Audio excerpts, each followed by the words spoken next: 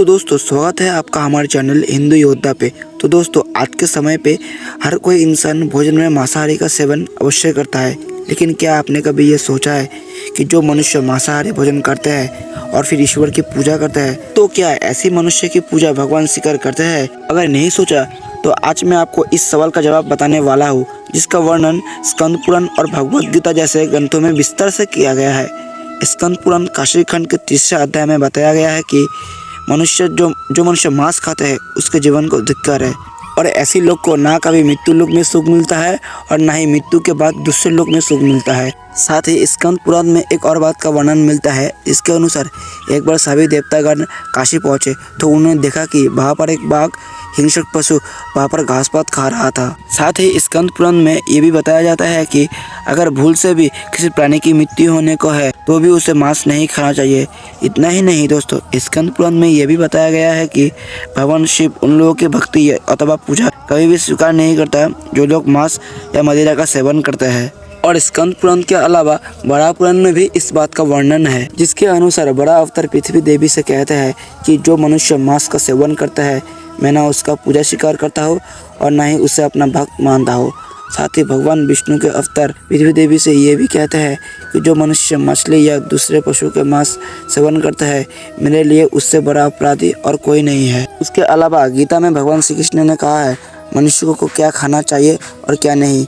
भगवान कृष्ण के अनुसार मांस एक तामसिक भोजन है, जिसके सेवन से बुद्धि शून्य होने लगती है और मनुष्य अपनी इंद्रियों पर से नियंत्रण खो देता है। उसके बाद मनुष्य ना चाहते हुए भी कई तरह के अपराधी का भागी बन जाता है। और ऐसा मनुष्य जब मेरी पूजा करता है या मुझे याद भी करता है तो मैं उन लोगों के पास नहीं जाता हूँ।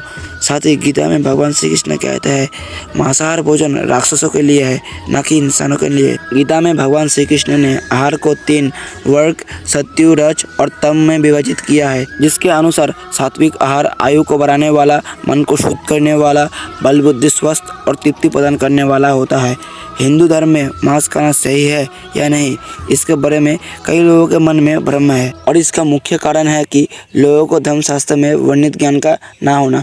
कुछ लोगों को तो ये भी मानना है कि वेद मांस भक्षण को जायज़ बताता है, लेकिन ये सच नहीं है। सच तो यह है कि वेदों में स्पष्ट रूप से बताया गया है कि पशु हत्या अर्थात पशु बलि पाप की श्रेणी में आता है, और गौ हत्या करके अन्य जनों को दूध आदि से वंचित करना उससे भी बड़ा पाप माना गया है। यजुर्वेद में बताया गया है कि मनुष्य को परमात्मा की सभी रचना को अपने आत्मा के तुल्य मानना चाहिए। और यजुर्वेद में ये भी कहा गया है कि मनुष्य तुम चावल दाल गेहूँ आदि खाद्य पदार्थ आहार के रूप में ग्रहण करो, यही तुम्हारे लिए सबसे उत्तम और रमणीय भोज्य पदार्थों का भाग है।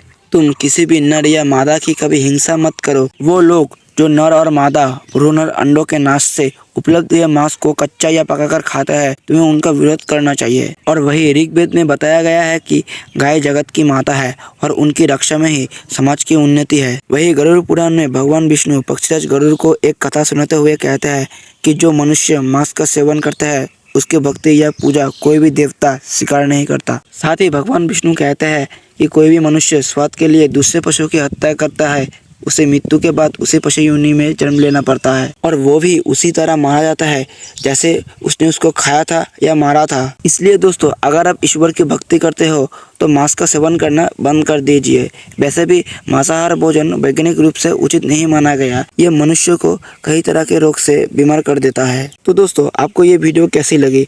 अगर अच्छा लगा हो तो वीडियो को एक लाइक और चैनल को सब्सक्राइब करना बिल्कुल ना भूले।